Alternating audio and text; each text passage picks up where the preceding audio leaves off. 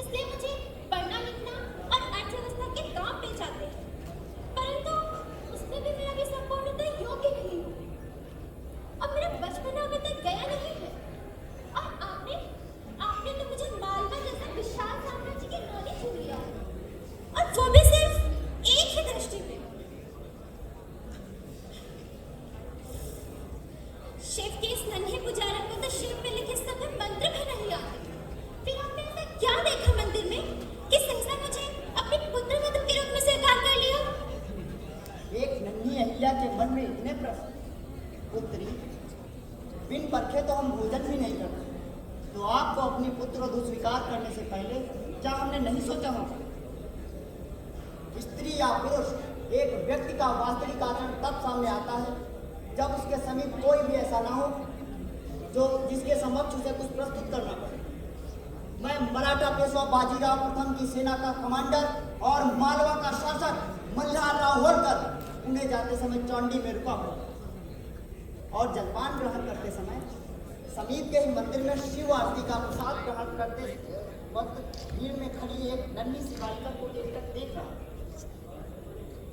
हाथ में उतना भारी पूजा की थाली नहीं, तपती धूप, नंगे पांव, वो कितनी एकाग्र और दृढ़ता से खड़ी।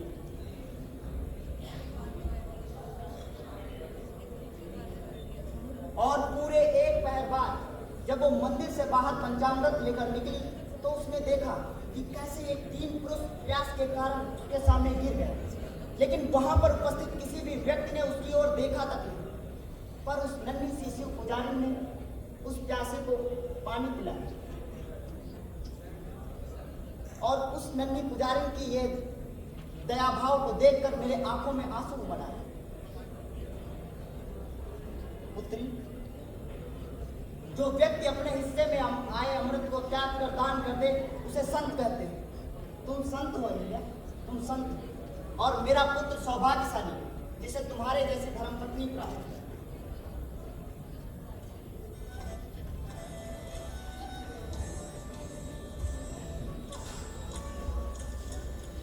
कहते हैं सोने को चमकने से पहले भट्टी में जलना पड़ता है, और यही कथन इतिहास के सभी महात्माओं के लिए कहा जा सकता है। अहिल्याबाई के जीवन भी कुछ इससे अलग न था। नियति और जीवन ने देवी की कठोरतम परीक्षाएं ली।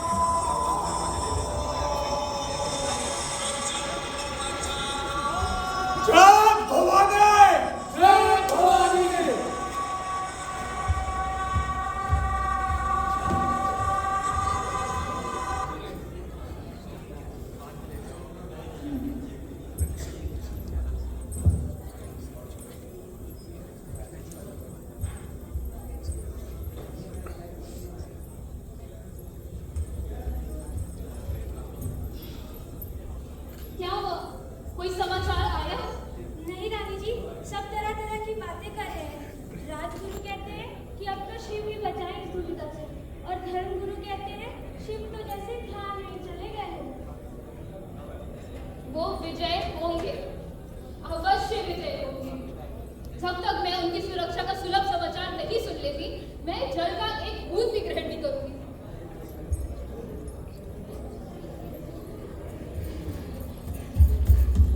गजब हो गया रानी जी, गजब हो गया। क्या हुआ? बोलना क्या हुआ? गुप्तचर सभा में आया था, वो बोल रहा था खंडेराव की सेना जहाँ छुपी है वहाँ शत्रुओं ने हमला कर दिया है और देखते ही देखते वो जगह पूरी ध्वस्त हो गई है और अब राजकुमार के आने की कोई उम्मीद नहीं बची है।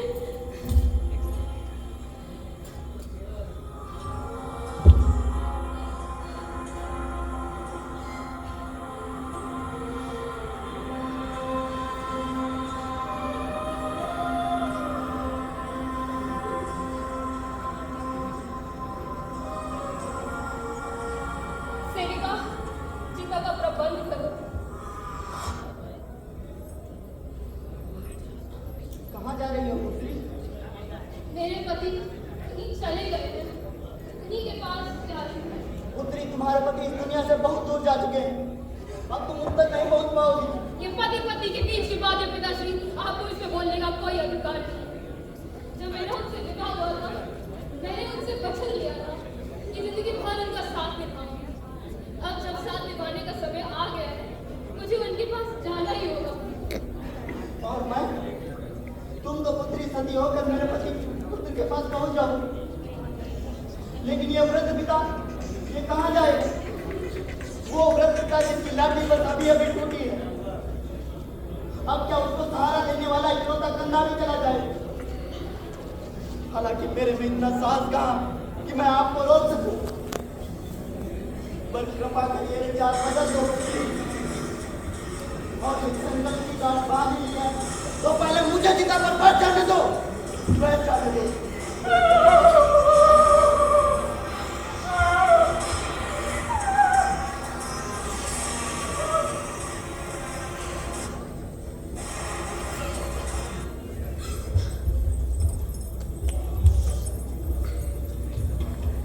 उनतीस वर्ष की आयु में विधवा हुई अहिल्याबाई का जीवन उस समय की अन्य स्त्रियों की भांति सती बनकर अंत न हुआ।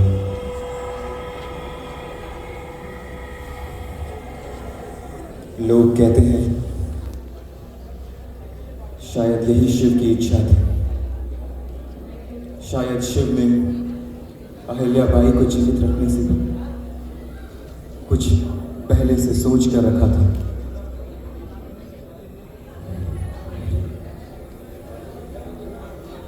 शिव की लीला भी क्या कहें।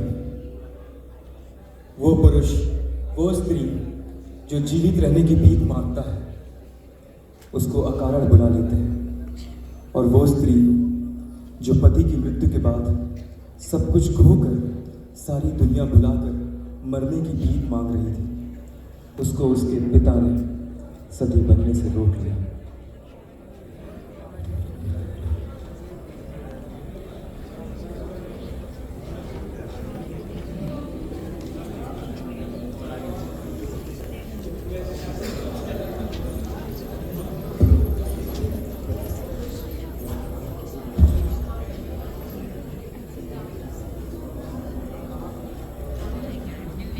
सूबेदार मल्हार राव होलकर ने पुत्र की मृत्यु के पश्चात अहिल्याबाई को ही अपना पुत्र मान लिया। राज्य के हर छोटे बड़े कामों की आकर चर्चा अहिल्याबाई से करते थे। कुछ समय पश्चात तो ये हो गया कि बिन अहिल्याबाई से पूछे मानो उन्होंने कुछ करना ही बंद कर दिया हो। अहिल्याबाई भी धीमे धीमे राजतंत्र और लोक कल्याण के सभी कार्यों में उत्सुकता से भाग लेने लगी, और देखते ही देखते प्रजा के हृदय में उनका स्थान राजमाता का हो गया। परंतु समय को तो देवी की अभी और भी परीक्षाएं लेनी बाकी थी। 29 वर्ष की उम्र में विधवा हुई अहिल्याबाई ने पति की मृत्यु के पश्चात अपने पिता मल्हार राव होलकर को भी खो दिया, और 35 वर्ष की आयु में अपने इकलौते पुत्र को भी मरते देखना पड़ा। परंतु जो सैनिक युद्ध मां की रक्षा के लिए लड़ता है, यदि उसके हाथ चलाने पर उसके हाथ काट दिए जाए, तब भी वो अपने पैरों से आघात करने में भयभीत नहीं होगा। माता अहिल्याबाई ने 35 वर्ष की उम्र में विधवा होने के बाद भी खुद को किवाड़ में बंद कर जीवन से मुंह ना मोड़ा, अपितु 1767 से मालवा के शासन को अकेले संभाला और 1795 तक कुशल शासन किया।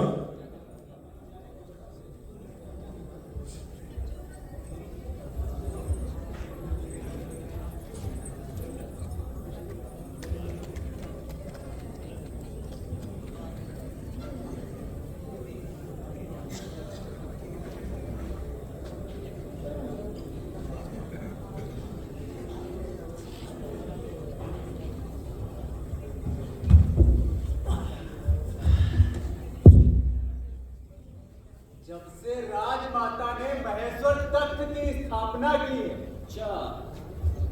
और राजगद्दी का बोझ संभाला है, इंदौर की तो मानो दशा ही पलट गई हो। पूरे 30 वर्ष हो गए, पर एक श्री राज ने इंदौर की तरफ पलट कर नहीं देखा। अरे भाई, सब माता के उस दैविक तेज का प्रभाव है जो मीलों दूर बैठे शासकों को भी माता की प्रशंसा करने के अलावा कुछ कहने का अवसर ही नहीं देता। और कोई बोल भी कैसे सकता है देवी के खिलाफ? माता ने केदारनाथ, बद्रीनाथ, कर्नाटक प्रसिद्ध महाबलेश्वर और काठमांडू जैसे न जाने कितने ही राज्यों में अनेक दिव्य मंदिरों और धर्मशालाओं का निर्माण करवाया है। भाई सच में मेरी उम्र आज के दिन में 65 वर्ष से कम ना होगी, पर राजमाता के सिवा मैंने किसी अन्य शासक को ना देखा जिन्होंने अपने राज्य की संस्कृति ही नहीं बल्कि संपूर्ण भारतवर्ष में घूमकर ध्वस्त मंदिरों का पुनः दिव्य निर्माण करवाया। सोमनाथ मंदिर कहने को तो 12 ज्योतिर्लिंगों में पहला ज्योतिर्लिंग माना जाता है, लेकिन महमूद गजनी के इस आक्रमण के बाद 700 वर्ष बीत गए, पर माता के सिवा इस मंदिर के शिवलिंग के हाल पर रुदन के सिवा किसी ने कुछ न किया। सिर्फ सोमनाथ मंदिर, ओमकारेश्वर, श्रीशैलम और न जाने कितने ही ध्वस्त मंदिरों को माता ने खुद जाकर के देखा और उनका पुनः भव्य निर्माण करवाया। और व्यापार का प्रमुख कारण है महेश्वर की प्रसिद्ध महेश्वर साड़ी। सही कहा भैया।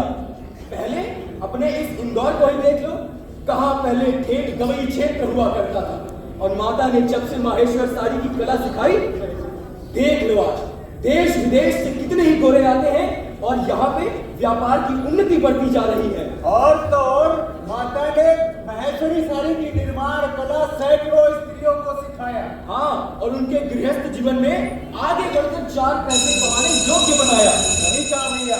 और इंदौर की इस बढ़ती उन्नति का कारण है वो हजारों ब्राह्मण और संत महात्मा जो माता द्वारा निर्मित ब्रह्मपुरी में 2400 घंटे पेट भर भोजन प्राप्त कर पाते हैं।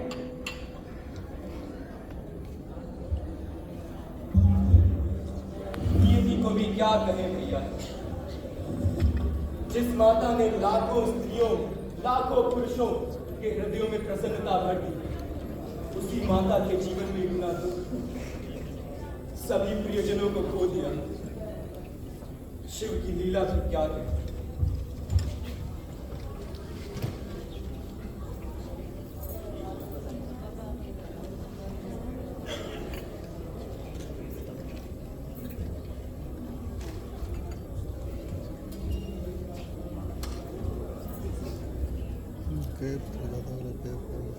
राज में शांति चल रही है। राज आपके राज में कोई भी ऐसा व्यक्ति नहीं है जो आपका विरोध कर रहा है। सभी प्रजा आपको देवी मानती है। निसंदेह आपका यह शासनकाल मराठा साम्राज्य का स्वर्णिम काल कहा जाए। सिर्फ मराठा ही क्यों सेनापति जी, मुझे तो इस पूरे भारतवर्ष का स्वर्णिम इतिहास रचना है। फिर चाहे लोग मुझे भविष्य लोग ही नहीं देना। मैं अहिल्याबाई होलकर, खंडेराव होलकर की पत्नी हूँ। पूरे भारतवर्ष में सत्तर पूरा देश का निर्माण कर सकती हूँ। आज मराठा खुश है, शायद ऐसा ना हो, परंतु ये मेरा विश्वास है कि यदि लोगों के भीतर उनके धर्म के प्रति आस्था बची रही